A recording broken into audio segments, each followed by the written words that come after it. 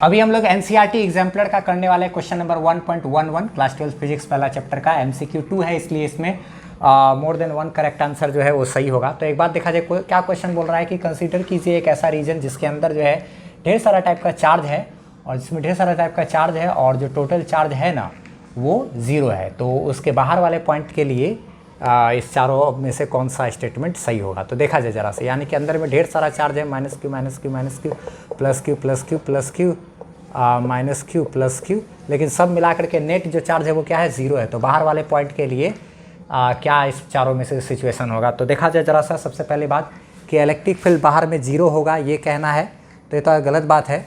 हो सकता है क्योंकि इन सब चार्ज से जो दूरी है और इन सब से चार्ज से जो दूरी है वो अलग अलग है, तो इसके वजह से जो यहाँ पर होगा और इसके वजह से जो होगा यहाँ पे वो दोनों तो अलग अलग होगा ना, इसकी वजह से ज़्यादा होगा इसकी वजह से कम, तो नेट कुछ ना कुछ आ जाएगा। उसी तरह से सब के लिए तो नेट इलेक्ट्रिक फील्ड कुछ ना कुछ आएगा। डेफिनेटली यहाँ पे ये नहीं कह सकते कि नेट इलेक्ट्रिक फील्ड भी एकदम जीरो ही होगा गारंटेड, ऐसा नहीं कह सकते। ऐसा वाला गारंटी नहीं है कि यहाँ पे जीरो हो जाए, एकदम कंफर्म नहीं कह सकते। आगे का फिर क्या कहते हैं, आगे क्या बोल रहा है कि the electric field is due to the dipole moment of the charge distribution only, यानी कि जो इसके ऊपर जो ये जो बटा हुआ है ना, क्या कहते हैं जो इलेक्ट्रिक फील्ड होगा यहाँ पर वो होगा इसके ऊपर जितना भी डायपोल के ये सब चीज़ जो सरफेस है इसके ऊपर जो भी चार्ज डिस्ट्रीब्यूशन है, यानी कि चार्ज बटा हुआ है उसका जो डायपोल मोमेंट निकालेंगे। जैसे कि इस तरीके से अगर मान लिया जाए यहाँ पे एक चार्ज है और यहाँ पे चार्ज है, ठीक है, तो इसका एक डायपोल मोमेंट निकाला जा सकता है।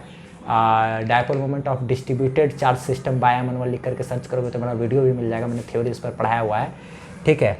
Dipole moment of distributed charge system by Emmanuel, ठीक है, लिख करके सर्च करोगे तो मिलेगा। तो ऐसा जो सिस्टम रहेगा, यानी कि जो चार्ज इसके ऊपर डिस्ट्रीब्यूटेड है, बटा हुआ है, सिर्फ उसी की वजह से इलेक्ट्रिक फील्ड होगा यहाँ पे, ये बोल रहा है कि ठीक है the electric field is due to the dipole moment of the charge distribution only. नहीं, जो कि चार्ज इस पर बटा हुआ है सिर्फ उसी की वजह से होगा, नहीं, अंदर में जो चार्ज है उसके वजह से भी होगा। इसीलिए ये वाला भी कहानी को ख़त्म करेंगे। यहाँ पर ये दो ऑप्शन है, जो बाकी बचा तो डायरेक्ट भी टिक आउट कर सकते हो, लेकिन फिर भी आप समझ लो कि क्या बोल रहा है कि जो द डोमिनेंट इलेक्ट्रिक फील्ड जो होगा वो होगा 1/r³ में for the large distance r, where r is the distance from a region from origin in this region, यानी कि इन सब का जो रीजन origin है यहाँ से r डिस्टेंस पर, अगर यहाँ पर जो पॉइंट है वहाँ पर जो इलेक्ट्रिक फील्ड आएगा ना वो 1/r³ के प्रोपोर्शनल होगा। ये प्रोपोर्शनल वर्ड सही से लिखना चाहिए था इसको, तो ये इसके प्रोपोर्शनल होगा, यही बात कहना चाह रहा है।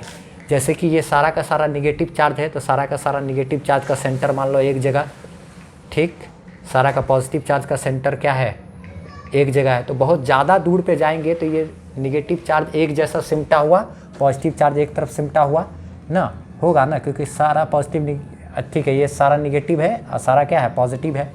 तो एक डायपोल की तरह काम करेगा और किसी दूरी पर, यहाँ से सेंटर से r दूरी पर अगर हम लोग इलेक्ट्रिक फील्ड वहाँ निकालेंगे तो इलेक्ट्रिक फील्ड आएगा तो क्या आएगा, एक्सियल पॉइंट होता तो क्या आता है इलेक्ट्रिक फील्ड 2pk बाय क्या r³ इक्वेटोरियल पोजीशन पे होता है, तो pk/r³, यहाँ k का मान हो गया 9 × 10⁹, यानी कि 1/4πε0।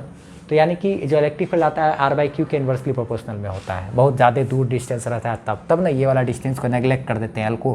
तो डेरिवेशन सब किए होगे ना, क्या कहते हैं derivation of electric field at axial point of the dipole by Emmanuel लिख के सर्च करोगे तो वो भी वीडियो मेरा मिल जाएगा, ठीक है। तो इसी वजह से ये जो इलेक्ट्रिक फील्ड आएगा वो इसके 1/r³ के प्रोपोर्शनल होगा। ये जो होगा ये क्या होगा ना, तो इसी के टर्म में आएगा, तो ये आंसर इसका हो गया। आगे बोल रहा है कि the work done to move a charge particle along a closed path away from the region, यानी कि अगर यहाँ पर चार्ज को हम लोग ऐसे क्लोज्ड पाथ में ऐसे घुमाएंगे तो जो वर्क डन होगा ना वो वर्क डन वो कितना होगा भाई, जीरो होगा। तो हाँ सही बात है, जीरो होगा, क्योंकि ये इसके आसपास जो इलेक्ट्रिक फील्ड बन रहा है वो एक कंजर्वेटिव फील्ड है।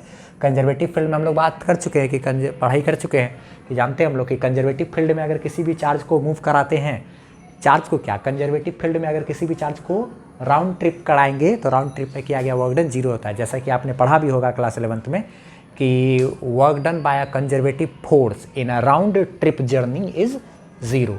एक कंजर्वेटिव फोर्स के द्वारा किया गया वर्क डन राउंड ट्रिप में क्या होता है, जीरो होता है। और आपको कंजर्वेटिव फोर्स नहीं समझ में आ रहा तो आप सर्च करो यूट्यूब पे कंजर्वेटिव फोर्स बाय एमनवल, तो मेरा वीडियो मिल जाएगा।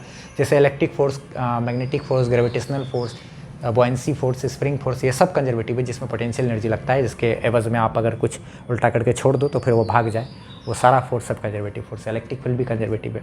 सोल्यूशन पसंद आया तो लाइक करना, चैनल पर नहीं हो तो सब्सक्राइब करना, शेयर किया जाए, प्लेलिस्ट से पढ़ाई किया जाए। बाय।